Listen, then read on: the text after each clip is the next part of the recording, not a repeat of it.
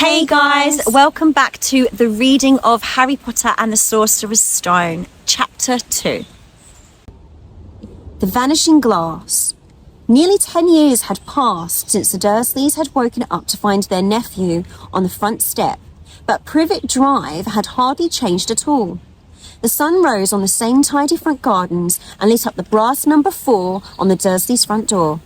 It crept into their living room, which was almost exactly the same as it had been on the night when Mr. Dursley had seen that fateful news report about the owls.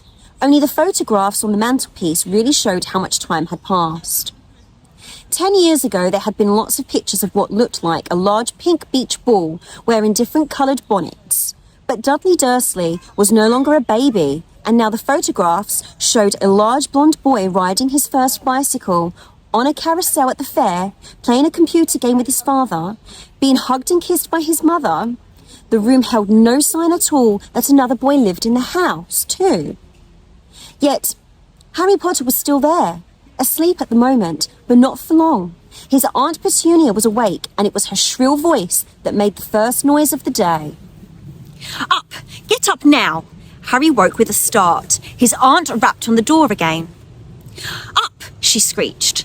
Harry heard her walking toward the kitchen and then the sound of the frying pan being put on the stove. He rolled onto his back and tried to remember the dream he had been having. It had been a good one. There had been a flying motorcycle in it. He had a funny feeling he'd had the same dream before. His aunt was back outside the door. Are you up yet? She demanded. Nearly, said Harry.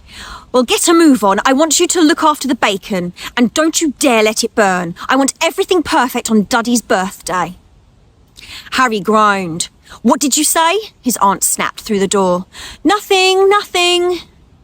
Dudley's birthday. How could he have forgotten? Harry got slowly out of bed and started looking for socks. He found a pair under his bed, and after pulling a spider off of one of them, put them on. Harry was used to spiders because the cupboard under the stairs was full of them, and that was where he slept. When he was dressed, he went down the hall into the kitchen. The table was almost hidden beneath all Dudley's birthday presents. It looked as though Dudley had gotten the new computer he wanted, not to mention the second television and the racing bike. Exactly why Dudley wanted a racing bike was a mystery to Harry, as Dudley was very fat and hated exercise. Dudley's favourite punching bag was Harry, but he couldn't often catch him. Harry didn't look it, but he was very fast. Perhaps it had something to do with living in a dark cupboard, but Harry had always been small and skinny for his age. He looked even smaller and skinnier than he really was because all he had to wear were old clothes of Dudley's. And Dudley was about 4 times bigger than he was. Harry had a thin face, knobbly knees, black hair and bright green eyes.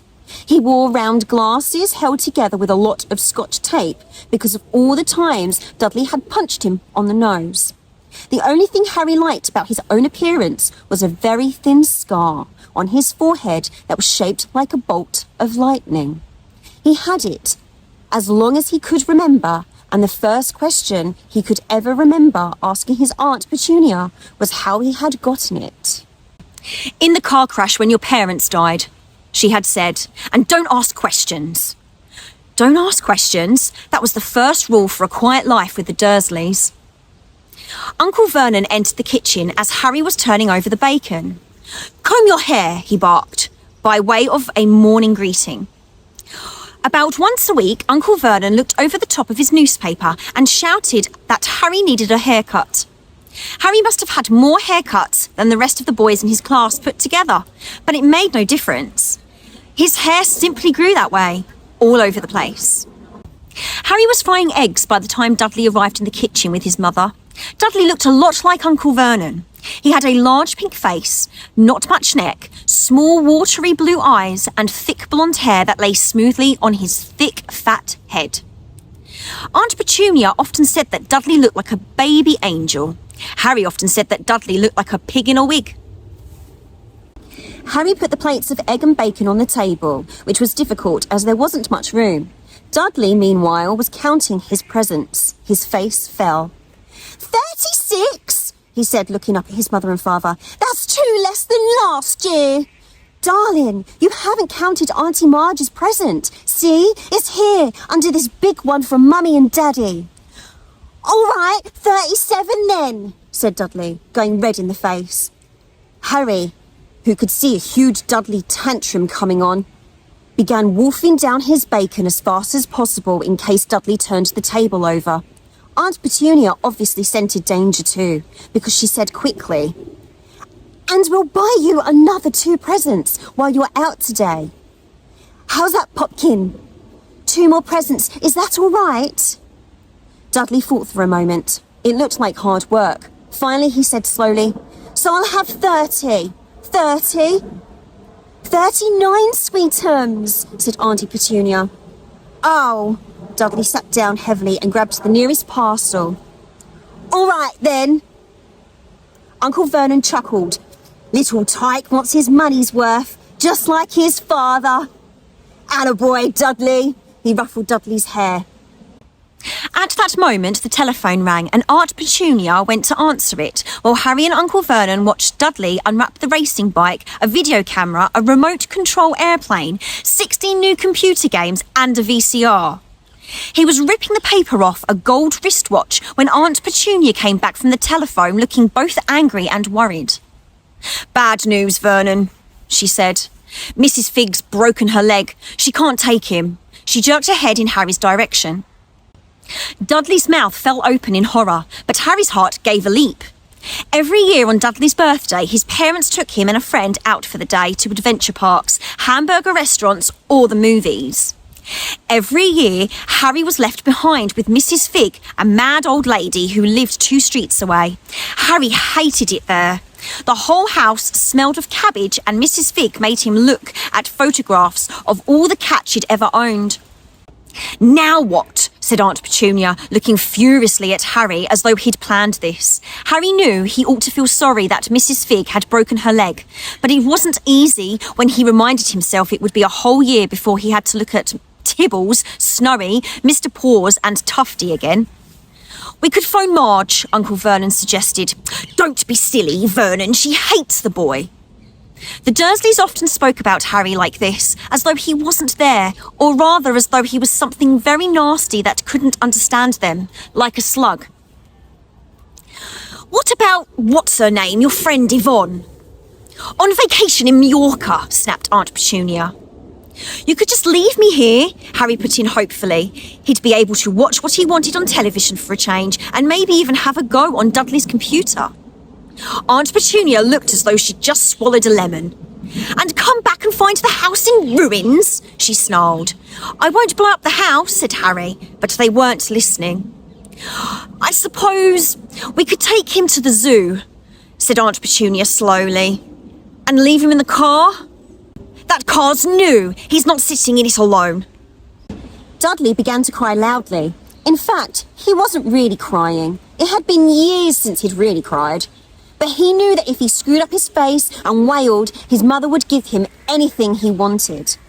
"Dinky Duddy Dums, don't cry. Mummy won't let him spoil your special day," she cried, flinging her arms around him.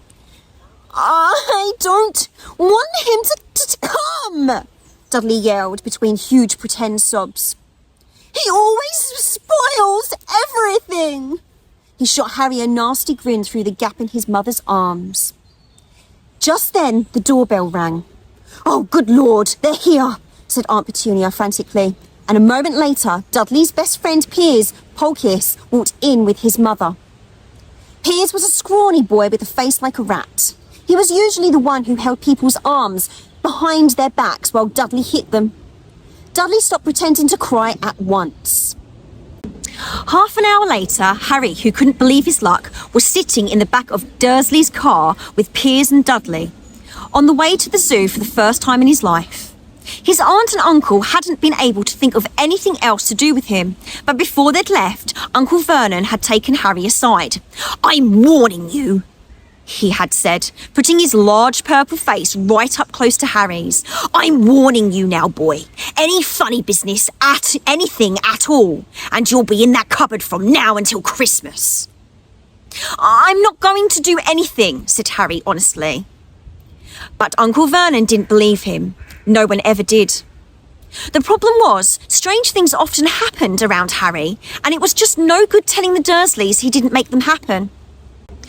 Once, Aunt Petunia, tired of Harry coming back from the barber's looking as though he hadn't been at all, had taken a pair of kitchen scissors and cut his hair so short he was almost bald except for his bangs, which she left to hide that horrible scar. Dudley had laughed himself silly at Harry, who spent a sleepless night imagining school the next day, where he was already laughed at for his baggy clothes and taped glasses.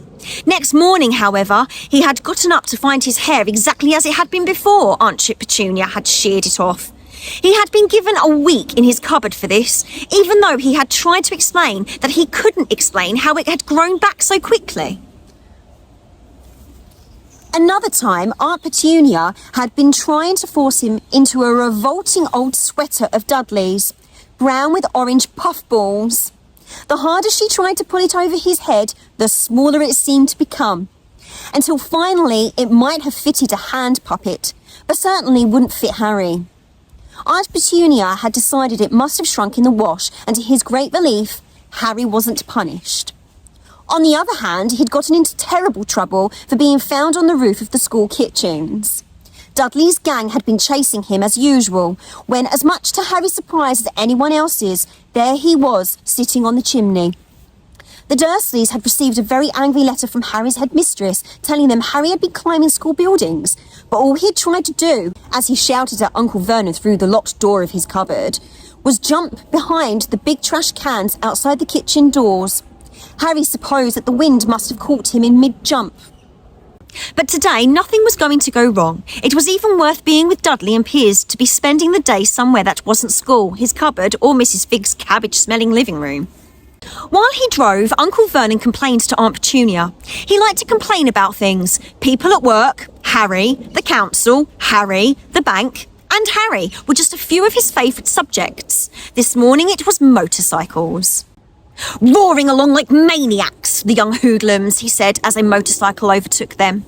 I had a dream about a motorcycle, said Harry, remembering suddenly. It was flying. Uncle Vernon nearly crashed into the car in front. He turned right around in his seat and yelled at Harry, his face like a gigantic beet with a moustache. Motorcycles don't fly! Dudley and Piers sniggered. I know they don't, said Harry. It was only a dream. But he wished he hadn't said anything. If there was one thing the Dursleys hated even more than asking questions, it was his talking about anything acting in a way it shouldn't, no matter if it was in a dream or even a cartoon. They seemed to think he might get dangerous ideas. It was a very sunny Saturday and the zoo was crowded with families. The Dursleys bought Dudley and Piers large chocolate ice creams at the entrance, and then, because the smiling lady in the van had asked Harry what he wanted before they could hurry him away, they bought him a cheap lemon ice pop. It wasn't bad either, Harry thought, licking it as they watched a gorilla scratching its head who looked remarkably like Dudley, except that it wasn't blonde. Harry had the best morning he'd had in a long time.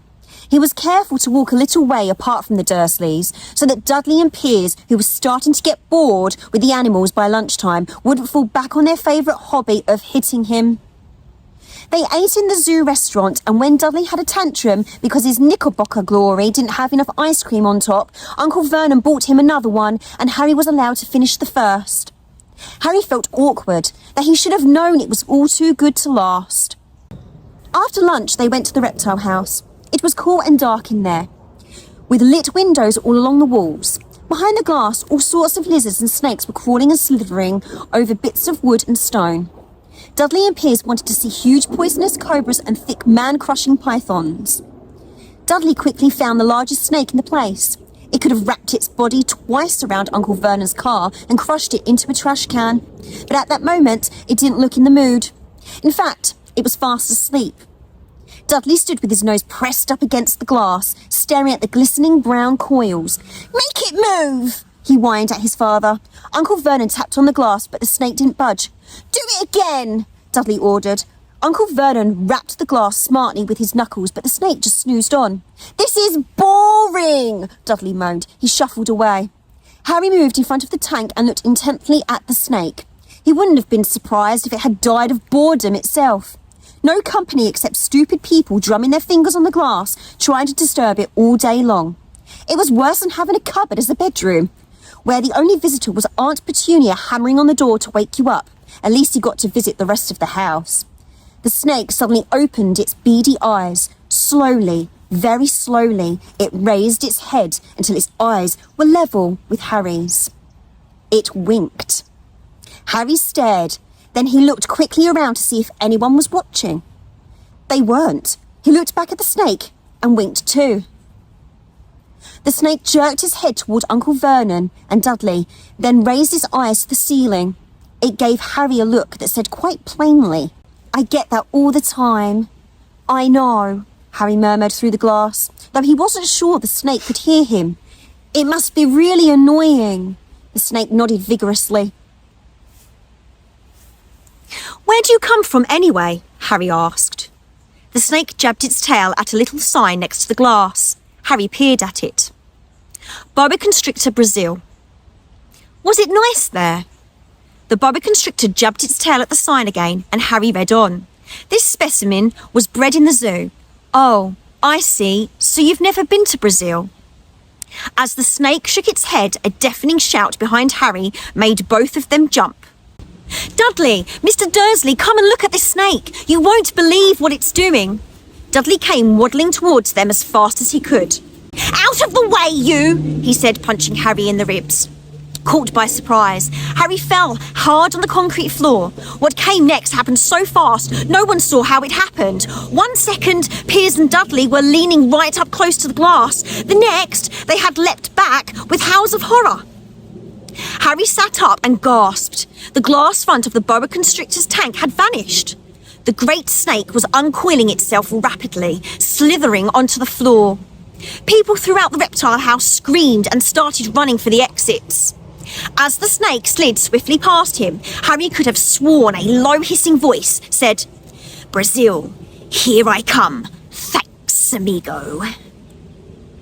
The keeper of the reptile house was in shock.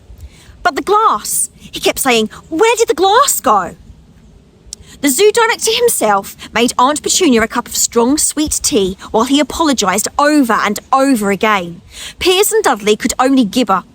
As far as Harry had seen, the snake hadn't done anything except snap playfully. By the time they were all back in Uncle Vernon's car, Dudley was telling them how it had nearly bitten off his leg, while Piers was swearing it had tried to squeeze him to death.